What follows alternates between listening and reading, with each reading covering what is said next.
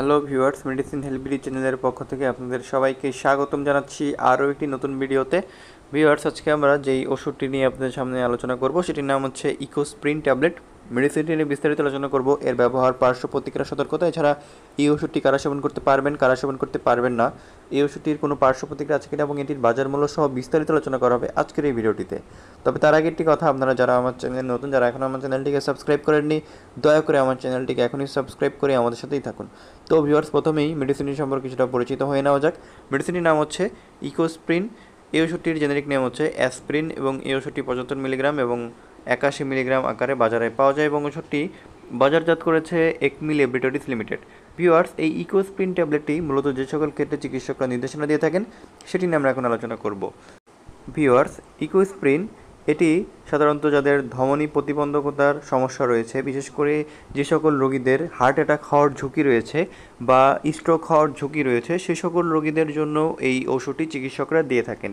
এছাড়া অনেক সময় দেখা যায় যে সকল রোগীদের হার্ট অ্যাটাক হয়েছে বা হার্ট অ্যাটাক সন্দেহ করা হয়ে থাকে, সেই সকল রোগীদের ক্ষেত্রেও অনেক সময় ইকোস্প্রিন বা অ্যাসপ্রিন ওষুধগুলো খাইয়ে দেওয়া হয়।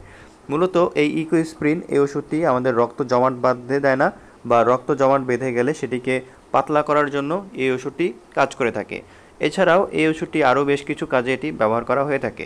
যেমন যদি কারো মৃদু থেকে মাঝারি ধরনের কোনো ব্যথা হয়ে থাকে, যেমন মাথা ব্যথা, মাংসপেশির ব্যথা, এছাড়া মহিলাদের ঋতুকষ্টের ব্যথা, এছাড়াও অনেকের দাঁতের ব্যথাতেও কিন্তু এই ইকোস্প্রিন ট্যাবলেটটি চিকিৎসকরা চাইলে দিতে পারেন।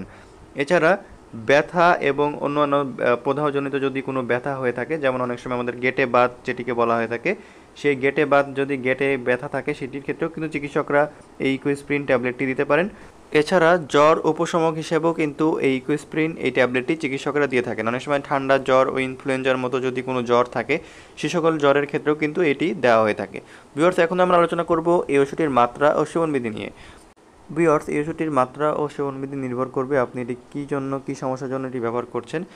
যদি কারোর হার্ট অ্যাটাক বা এই ধরনের সমস্যার জন্য যদি এটি ব্যবহার করা হয়ে থাকে, সেই সকল ক্ষেত্রে সাধারণত একটি করে অ্যাসপিরিন 150 মিলিগ্রাম ট্যাবলেট এবং এর পরে দৈনিক 175 মিলিগ্রাম করে ট্যাবলেট এভাবে সেবন করে যেতে হবে।